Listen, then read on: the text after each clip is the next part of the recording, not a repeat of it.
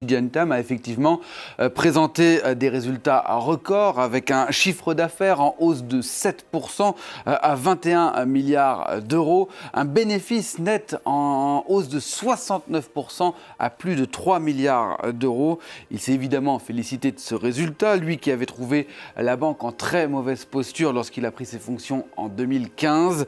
Ses premiers mois à la tête du groupe ont d'ailleurs été marqués par une chute vertigineuse de l'action du groupe qui a été divisé par deux pendant toute cette période.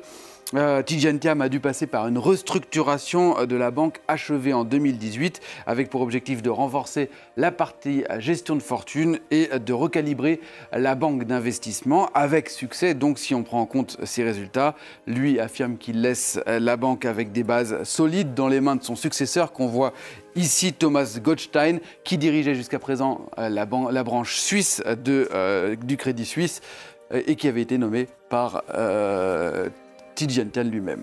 Quel est le profil de ce personnage? Il a l'air assez atypique, Christophe. Il fait des études en France, très prestigieuses, qu'il réussit brillamment. On voit, il a été major de l'école des mines, c'est pour vous dire. Il est titulaire d'un MBA de l'INSEAD à Fontainebleau. Et puis surtout, il est diplômé de l'école polytechnique. Pour la petite histoire, il a d'ailleurs défilé avec sa promotion sur les Champs-Élysées en 1983 sous le regard d'un certain François Mitterrand qu'on voit ici. Il était d'ailleurs au premier rang de cette promotion 81 de l'école polytechnique, même si je n'ai pas pu retrouver les images exactes où il apparaît. S'ensuit une carrière professionnelle tout aussi brillante. Il sera ministre du Plan et du Développement de la Côte d'Ivoire en 1998. Assez brièvement, il passe par McKinsey, Aviva, et puis il devient PDG du groupe d'assurance britannique Prudential. Et c'est de là qu'il sera débauché pour venir sauver le Crédit Suisse en 2015.